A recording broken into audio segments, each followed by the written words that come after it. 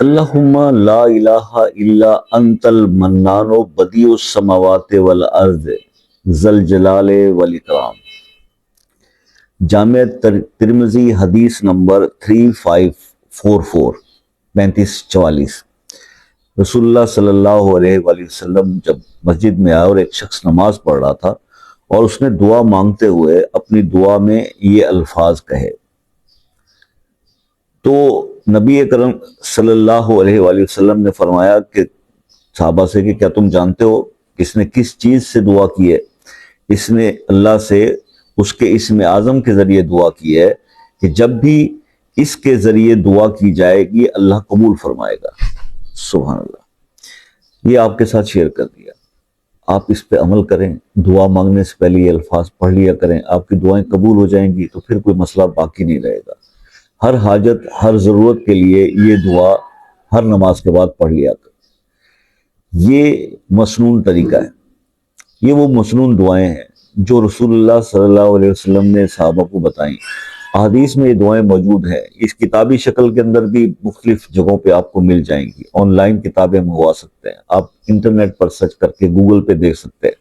تو جب آپ کسی پریشانی میں، مصیبت میں، کسی مشکل میں گرفتار ہوتے ہیں تو مسنون دعاؤں کا سہارا کیوں نہیں لیتے؟ آپ بجائے یہ کریں کہ آپ حدیث پڑھیں، آپ ریفرنس لیں اور اس کے بعد یہ دیکھیں کہ ہمارے نبی صلی اللہ علیہ وآلہ وسلم نے کیا پڑھنے کو بتایا جب مشکل آ جائے، جب پریشانی آ جائے۔ نمازوں کی پابندی کے ساتھ، نماز کے اوپر تو کوئی کمپرومائز ہے ہی نہیں ہے نا، آپ نمازوں کی پابندی کرتے ہیں، دیٹ از گڈ، پھر آپ یہ دعائیں پڑھیں جو رسول اللہ صلی اللہ علیہ وسلم نے تعلیم فرمائی ہیں، تو پھر آپ دیکھیں کہ آپ کی مشکل کوئی مشکل نہیں رہے گی، کیونکہ آپ وہ الفاظ، ان الفاظ کو پڑھنے کے بعد اللہ سے دعا کر رہے ہوں گے جو اللہ کے محبوب نے سکھائی ہے اپنی امت کو۔ تو اس یقین کے ساتھ کیجئے، بجائے اس کے کہ جب کوئی پریشانی آئے تو آپ نے بس دیکھا کہ کسی سوشل میڈیا چینل سے کسی بابا جی کا نمبر اور اس کو کال کر دی کہ جناب بابا جی میں مشکل میں پھنس گیا ہوں، مجھے کوئی عمل بتایا، کوئی وظیفہ بتایا۔ بابا جی نے کیا بتانا ہے؟ اس سے بڑی کوئی چیز ہے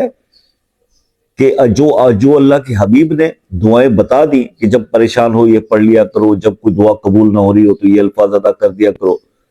جب مقروض ہو تو یہ دعا پڑھ لو، ٹھیک ہے، جب کسی دشمن کا خوف ہو تو یہ دعا پڑھ لو۔ پھر اس کے بعد کہیں جانے کی یا کسی سے بات کرنے کی کوئی ضرورت ہے؟ لیکن ہمارے ایمان اتنے کمزور ہو چکے، ہم لوگ ایسے کوئی اس لیول پہ آ گئے ایمان کے کہ ہم لوگ جو ہے اب یہ بیٹھے ہوئے جو لوگ ہیں یہاں پر، جن کو ہم سوشل میڈیا کے اوپر بیٹھے ہوئے جو لوگ جو اپنے آپ کو بہت بڑی توپ چیز سمجھتے ہیں، کہ صرف اور صرف کنٹینٹ کریٹر ہیں،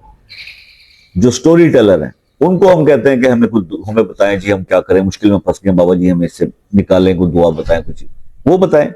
آپ محنت نہیں کر سکتے۔ اللہ تعالی ہم سب کو ہدایت دے جی۔ باقی یہ ہے کہ انشاءاللہ اگر آپ نے اس کے بارے میں کچھ مزید مجھ سے رہنمائی لینی ہو تو مجھ سے رابطہ کر سکتے ہیں واٹس ایپ پر، لیکن شام 6 سے 10 بجے کے درمیان، اور اس کے پہلے یا بعد میں جو کال کرتے ہیں لوگ، ان کو میں کوئی جواب نہیں دیتا۔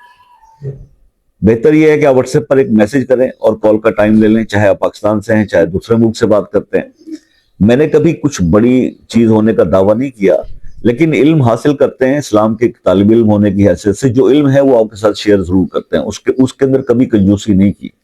لیکن کیونکہ فری آف کاسٹ سب کی بات سنتے ہیں تو پھر رش تو بہت زیادہ ہوتا ہے، تو آپ اس رش سے اور اس چیز سے بچنے کے لیے ٹائم لے لیں گے کال کا تو آپ کو زیادہ بینیفٹ رہے گا۔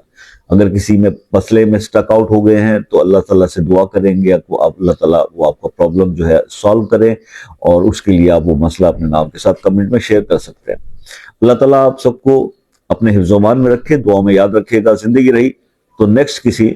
ویڈیو کے ساتھ، کسی ٹاپک کے ساتھ آپ سے پھر ملاقات ہوگی، تب تک کے لیے اجازت دیجیے۔ اللہ حافظ۔